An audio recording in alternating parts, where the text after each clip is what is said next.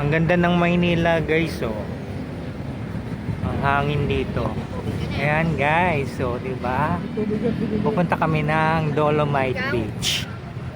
Eto mga kasama ko guys, so ayan oh, kain sila. Sana pwede na maligo yan sa Dolomite. Ang hangin dito guys, so ang ganda rito, mapuno oh. Oh. Sana all. Oh, wow. This is Manila.